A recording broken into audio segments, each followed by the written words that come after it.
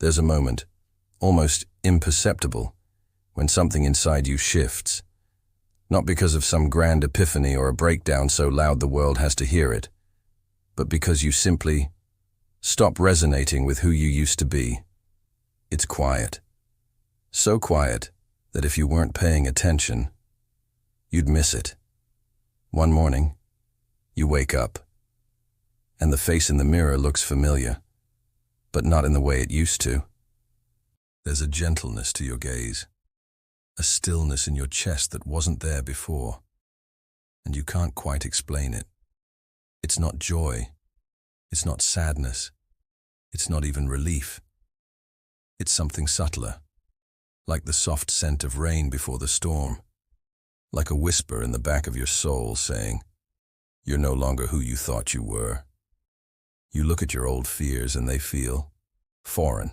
You remember past arguments, past obsessions, and it's as if they happened to someone else, someone you cared about once, but no longer carry within you.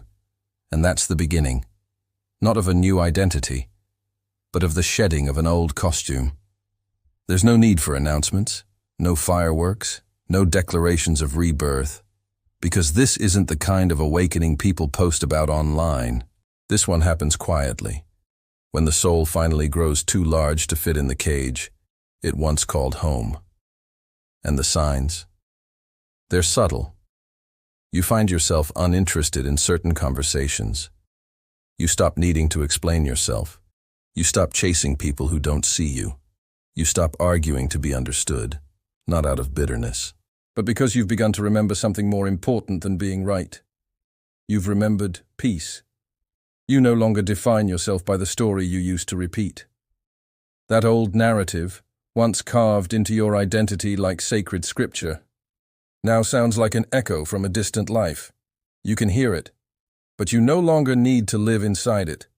This is what real transformation looks like. Not becoming someone new, but finally having the courage to stop pretending you are someone you're not. You don't need a breakdown. You don't need a breakthrough. You need a breath, a moment of stillness where the noise of becoming fades and the truth of being begins.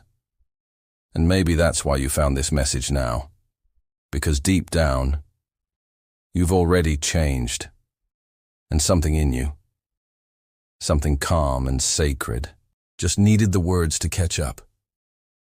Do you feel that? That gentle tug inside? That knowing without language? If you've ever woken up feeling like a stranger to your own reflection, you're not alone. Let me know in the comments. What part of your old self are you gently letting go of? You expect transformation to be loud, to crash through your life with sirens and spotlight, demanding you declare your rebirth. But real transformation, the kind that changes your soul, arrives like dusk, gradually, quietly, and then, all at once, it's dark. But it's not a darkness of despair. It's the kind of darkness you feel safe in, like returning home after a long journey, like your soul exhaling. You don't even realize your shadow is dissolving, until one day you notice. You no longer react the way you used to. You no longer need to win every emotional battle. You no longer search for ghosts in every conversation. It's not because the shadow disappeared. It's because you've stopped feeding it. Carl Jung said that the shadow isn't meant to be eliminated. It's meant to be integrated, seen, understood, held. And that's the part most people avoid. They want to heal by cutting things out, by removing, rejecting, erasing. But healing is not subtraction. It's inclusion. It's looking your pain in the eye and saying, "I see you. I know you tried to protect me, but you don't need to lead anymore." And that moment, that quiet surrender, is the invisible death of the version of you that lived in fear. It's the death of defensiveness, the death of self-sabotage disguised as self-preservation, the death of stories told only to survive. But this death is sacred. Because what dies isn't the truth of who you are. It's the mask, the armor, the illusion. And when that fades, what's left is light. Not the imagined, perfect, polished light that spiritual bypassing promises, but the steady glow of authenticity. The kind of light that knows its darkness intimately, that doesn't flinch at shadows but invites them in. That says, this too is part of me, and I will not hide it anymore. You see, your shadow doesn't scream for attention. It waits, patiently, silently, until you're ready to listen. And when you finally do, it whispers the truths you were always afraid to face, not to shame you, but to free you. Because integration is not about becoming someone else. It's about finally being whole. Have you felt it? That moment when a trigger that used to pierce you simply passes by. That's not numbness. That's not disconnection. That's your shadow, quietly stepping aside. Because it's no longer needed to protect a wound that's already healing. That's your soul, reclaiming the space it once gave away. If that resonates, share this with someone who's walking through their own shadows. Let them know they're not alone. At first it feels strange. You're in a moment that used to spark fire in your chest. A word, a tone, a silence you would have once taken as rejection. But this time, there's nothing. No rage, no anxiety, no sudden drop into old defenses, just stillness. And you pause, wondering if something's wrong. Why don't I feel anything? Why didn't I fight back? Why didn't I defend myself like I used to? But maybe, just maybe, this isn't numbness. Maybe it's wisdom. Because something happens when you start healing your shadow. You stop reacting to life and start responding to it. You no longer interpret every disagreement as a personal attack. You no longer see discomfort as danger. You no longer collapse into familiar patterns just to feel safe. Why? Because you've built something more stable than your wounds. Self-trust. When you trust yourself, you don't need to control every room you walk into. You don't need to scan faces for signs of abandonment. You don't need to over-explain, over-apologize, or overthink every interaction.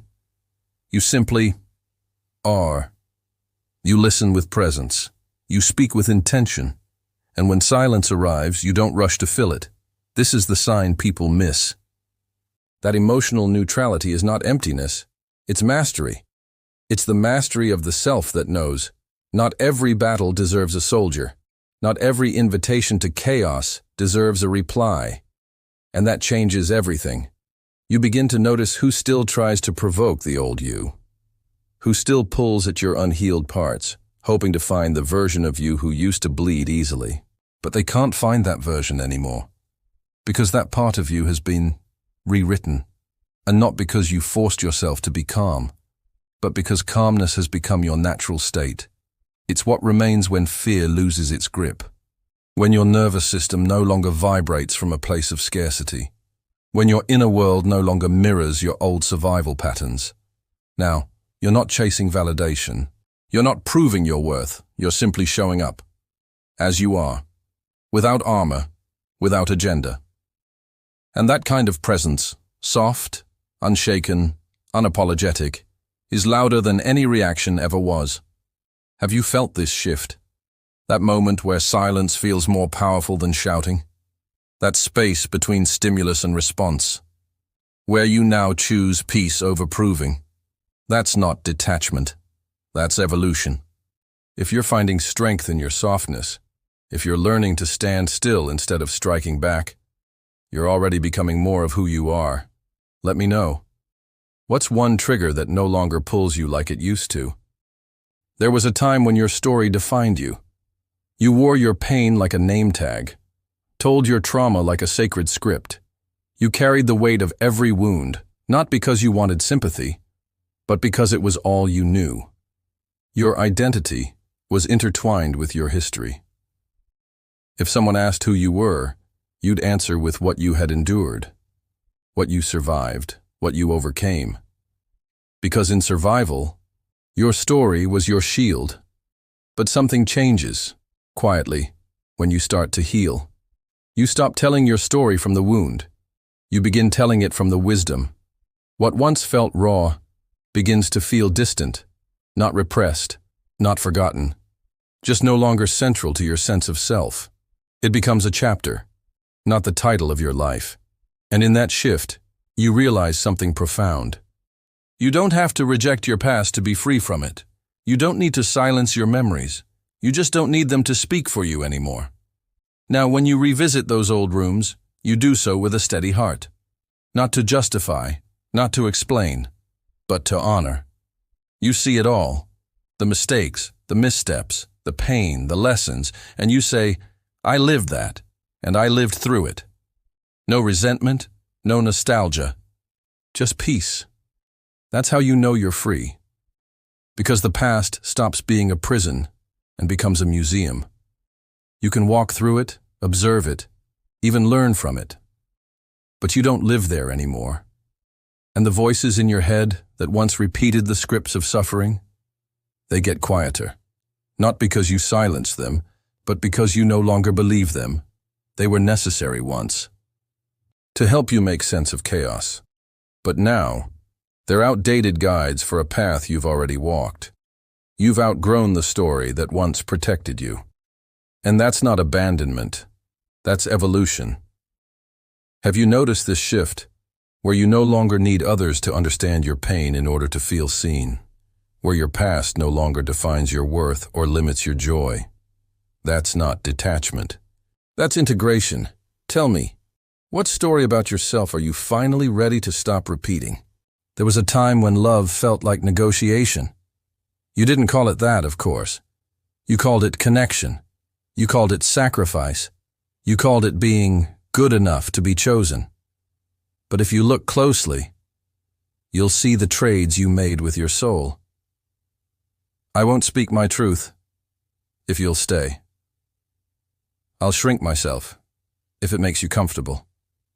I'll abandon my needs as long as you won't abandon me. These were the silent contracts written in the ink of fear, and you signed them without realizing it. Because when you're still healing, when you're still surviving, you don't seek love from fullness. You seek it from lack. You reach for others not to share your essence, but to fill a gap, to soothe a wound, to prove that you're enough. And what happens? You accept crumbs and call it a feast. You misread chaos as chemistry. You confuse attention with affection. You settle for being seen over being safe. But then, a subtle revolt begins inside you. The soul starts whispering, no more. No more pretending. No more performing. No more adjusting your frequency just to match someone else's static. And that's when everything changes. You start noticing what used to go unnoticed. How often you tolerated discomfort just to avoid being alone. How often you betrayed your truth in exchange for temporary closeness. You start feeling the cost of every bargain, not just emotionally, energetically. Your body tightens in rooms where your soul isn't heard. Your heart aches in conversations that feel hollow. Your nervous system reacts before your mind can rationalize. And slowly, you begin to walk away. Not in anger, not in blame, but in clarity. Because you realize love is not meant to be earned through erosion. It's meant to be offered through embodiment. True connection doesn't ask you to become less of yourself. It invites you to become more. And the people who are aligned with your soul, they don't need you to negotiate for their presence. They meet you where you are. Fully, honestly, without terms and conditions. That's emotional sovereignty, where you no longer beg, bargain, or bend for belonging. You simply are, and you let others meet you at that level. Take a moment. Think of a relationship, past or present, where you gave away pieces of yourself just to keep the peace. Can you feel that version of you? The one who thought self-abandonment was love? That part of you deserves compassion, not judgment. Because now, you're becoming someone who chooses alignment over attachment, truth over transaction, peace over performance. Has this part of your journey begun? Let me know. What's one emotional bargain you're no longer willing to make? Letting go used to feel like war. You braced for impact, you rehearsed your exits, You armored your heart for the fallout. You thought release had to be dramatic. A sharp goodbye, a burning bridge, a chapter torn violently from your story. But then, something shifted. You began to realize that not all departures require destruction, that true letting go isn't loud, it's light. It's not a scream of rage, it's a whisper of truth. And that whisper says, you don't need to fight anymore. Because when you're no longer at war with yourself, you stop fighting to leave what was never yours to keep. You stop needing permission to walk away. You stop collecting justifications to prove your pain. You stop waiting for others to validate the moment you outgrow the space you used to belong to. And instead, you just move. Gently, cleanly, quietly. Not because it doesn't matter, but because you've made peace with the part of you that once clung out of fear. This is a different kind of goodbye. It doesn't come from anger. It comes from clarity. You don't have to hate someone to leave. You don't have to explain yourself to step forward. You don't have to burn the old to honor the new. You simply have to trust the truth, that when something no longer holds resonance, you are allowed to release it in peace. That's the art of nonviolent letting go. There's no vengeance, no final words, no need to win.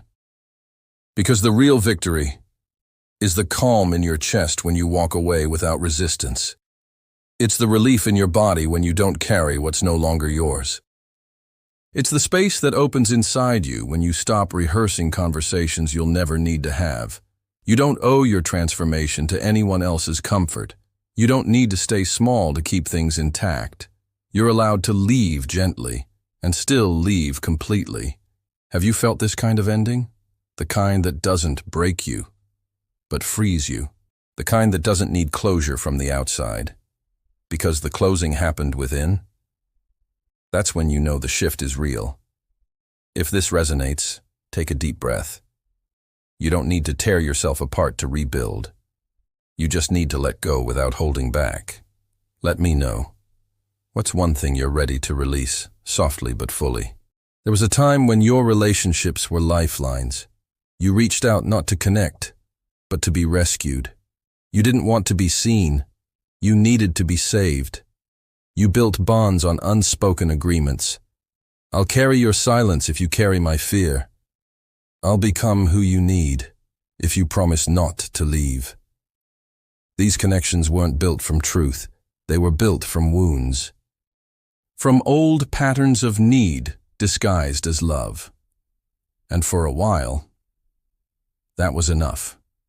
Not because it fulfilled you, but because it mirrored what you thought love was supposed to feel like. Intense, confusing, conditional. But healing brings a strange clarity. Suddenly, you look at those same dynamics, and they no longer fit. You realize you weren't being loved. You were being tolerated. You weren't seen. You were used to soothe someone else's loneliness, to fill their gaps. And you were doing the same. Because pain recognizes pain. And brokenness often finds comfort in the familiar weight of another broken soul. But the day you stop surviving your emotions is the day you stop building relationships on survival. You stop needing others to be your crutch. You stop offering your spirit as a bandage. Instead, you begin to connect from a place of wholeness, where you don't need to be completed, where presence replaces pressure, where silence doesn't feel threatening, but sacred. You begin to see relationships for what they truly are, not shelters for the storm, but mirrors of your soul's evolution. Some mirrors reflect back your old patterns, still tempting, still familiar. Others show you who you're becoming, clear, grounded, unshaken. And that's when the sorting begins. Not from judgment, but from alignment. You no longer keep people in your life out of guilt, or because of history, or because you're afraid of what might happen if you let go. You stay connected to what uplifts, what deepens, what honors, and everything else? It fades, not because you reject it, but because it no longer resonates. And that is the most liberating kind of detachment. You don't run. You don't hide. You just stop clinging to dynamics that require you to abandon yourself. So ask yourself, which relationships in your life feel like mirrors, which feel like masks? Which ones invite your growth, and which ones ask you to shrink? You're allowed to choose clarity. You're allowed to prioritize peace. You're allowed to walk toward what reflects your light, even if it means walking away from what once made you feel less alone. Let me know. What are you starting to see more clearly in your relationships? You used to live for redemption. Every action, every achievement, every perfectly spoken sentence was an offering, not to the world, but to the voice inside you that whispered, "You're still not enough." You tried to earn peace by performing for love, by pleasing, by fixing, by being the version of yourself you thought others could finally accept. And when they did, it still didn't feel safe. Because peace borrowed from others is peace that can be taken away. So you kept striving, kept proving, kept trying to redeem a self you didn't believe deserved rest. Until one day, you got tired. Not burnt out, not broken, just done. Done negotiating your worth with people who never had the capacity to see you. Done running after validation like it was air you couldn't breathe without. Done pretending you needed to do more to deserve stillness. And in that moment, something shifted. You stopped seeking peace like a prize. You started creating it like a practice. No more apologies for taking space. No more shame for saying no. No more explaining your existence just to feel legitimate. Peace, you discovered, was never a destination others could lead you to. It was a decision you had to make, over and over, in the quiet of your own soul. And that's where you began to live from. A place where the goal is no longer redemption, but presence. Where you're not trying to rewrite the past. You're not fighting to prove you've healed. You're just choosing to meet yourself right here, right now, without urgency, without performance, without pretending. You've realized that growth doesn't always look like hustle. Sometimes it looks like rest, like not engaging, like not needing to correct every misperception, like letting the truth of who you are be felt, not explained. This is where your real power begins.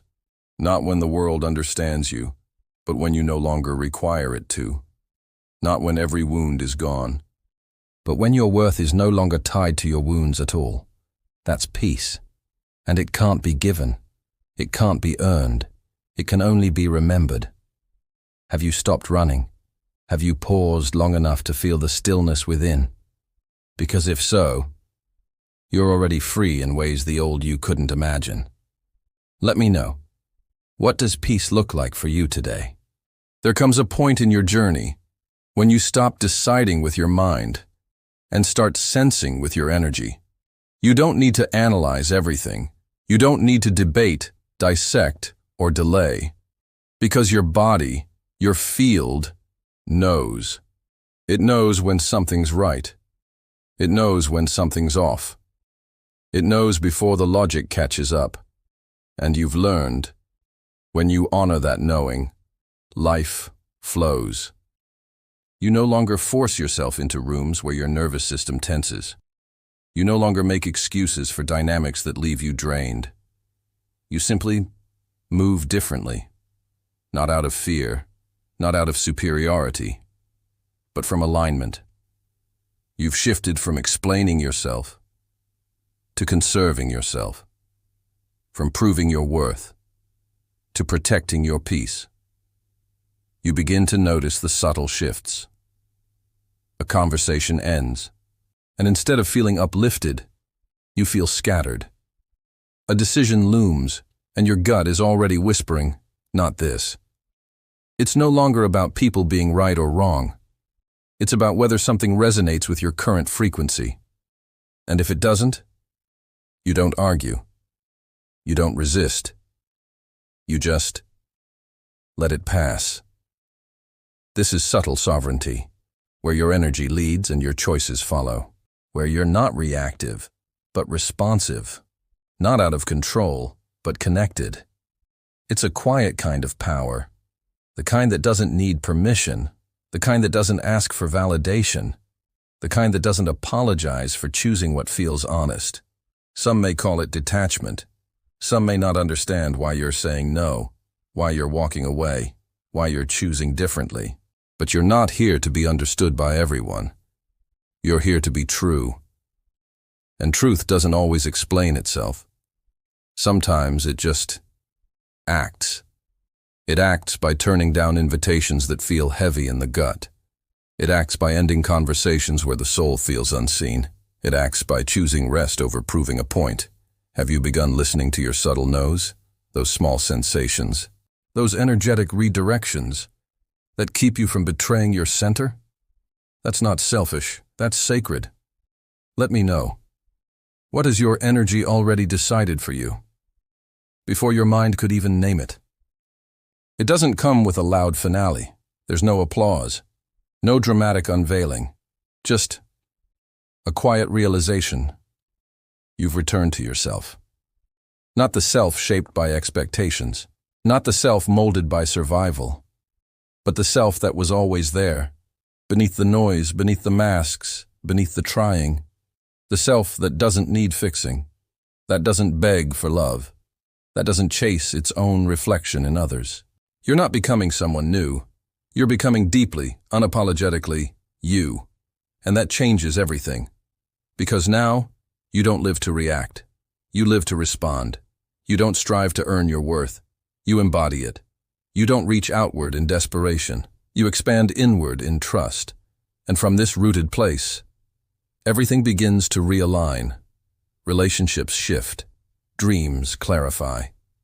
Peace becomes your default, not your reward. Not because the world changed, but because you did. You stopped asking life to validate you. You stopped performing healing like it was a show. You started living from your center, even when no one else could see it.